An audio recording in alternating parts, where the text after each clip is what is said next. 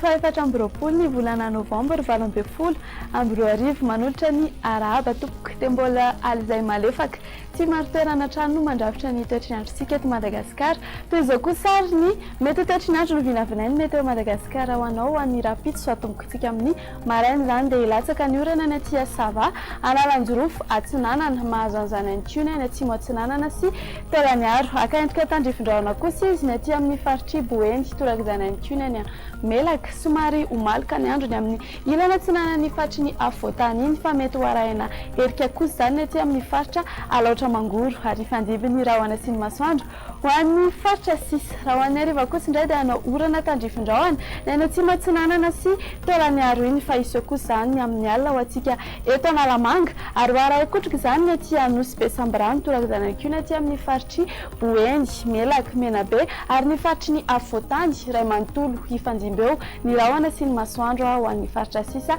izay tsy voatonona teo 14 degré celsius ary ny maripana ambany indrindra ny tombatombana ny Meteo Madagascar ho anao ho an'ny rapitso hitantsika ety vakina karatra izany ho antsika eto Analamanga dia eo amin'ny 19 degré celsius eo ny maripana mafana indrindra kosa indray dia tafaka hatrany amin'ny 5 degré celsius hitantsika ety amin'ny manodidina ny Antsohy manodidina ny 19 ka hatramin'ny 17 degré celsius kosa ho an'ny faritry ny afotany. Toizantsika amin'ny mety toetry ny andro ho an'ireo tanan-dehibe sy nosy manodidina antsika indray ary hilatsaka ny orana any Paris raha toa ka andrahoana ny andro any any Milan hibalika be kosa ny abe masoandro any Johannesburg fa hifandimby amin'ny rahoana izany ny any Bangkok ary hanao orana tandrifindraona ny any Nairobi dia hibalika be ny masoandro ny any La Réunion sy Seychelles hanao orana tandrifindraona kosa ny any Maurice raha toa ka ho malimalika ny andro ny any Comores. Dia izany indray ary ny mamarana ny fotoanantsika hankasitrahana fiainanao niaraka taminay hatramin'ny faran'ny fandaharana veloma tompoko.